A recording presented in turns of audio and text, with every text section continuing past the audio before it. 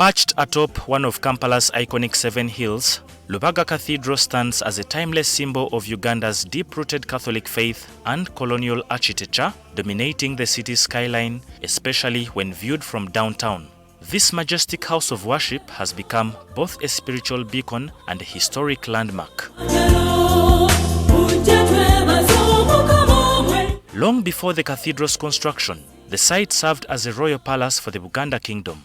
In a significant twist of fate, the land was donated in 1889 by Kabaka Daniel Mwanga II, infamously remembered for ordering the execution of the Uganda martyrs to French Catholic missionaries.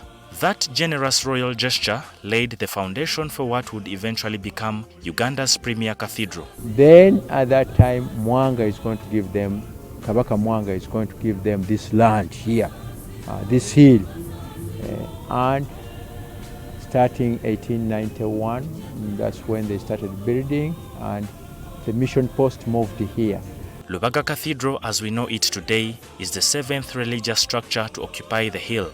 Between 1891 and 1913, 6 temporary churches came and went, each succumbing to different misfortunes. Amid this cycle of impermanence, a vision took root. In 1901, Bishop Henry Stretcher proposed the construction of a grand permanent cathedral, a mother church for Uganda, and called upon Catholics across the country to contribute financially to the ambitious endeavor.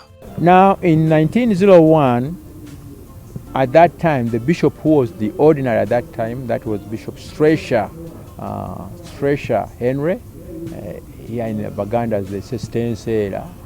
He is going to call his council and say, we have to build a cathedral which gives, I say, glory to God, but also to our country, the land of the martyrs.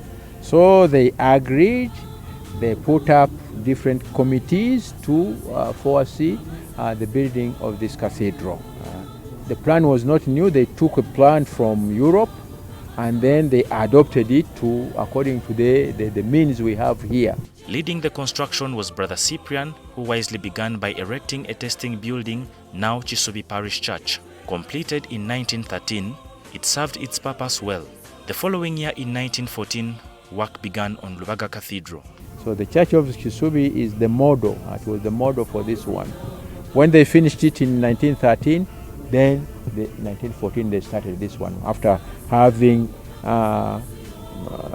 seen that they can now build such a big structure with the material we had, then they started building this one. So 1914 they start building, and the building is going to take 11 years. After a decade of construction, Lubaga Cathedral was completed in 1924 and consecrated the following year, 1925.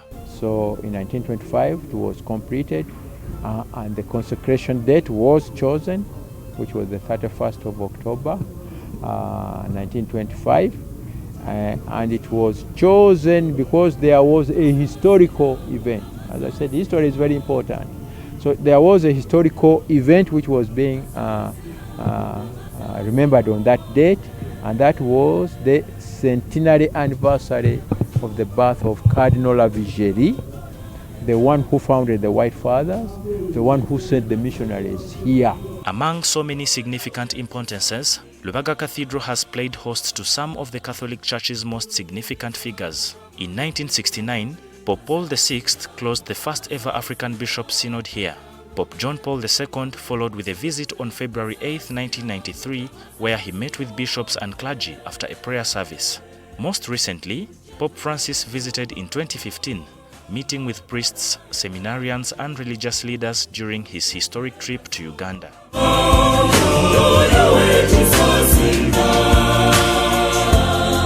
A century later, the magnificent Lubaga Cathedral still stands strong, with much of its original design preserved. Only a few alterations have been made to both its interior and exterior over the years. In part 2 of our series tomorrow, we'll delve into the cathedral's architectural design, explore the symbolism behind it, and highlight the key changes it has undergone. I'm David Ijo at Lubaga Cathedral.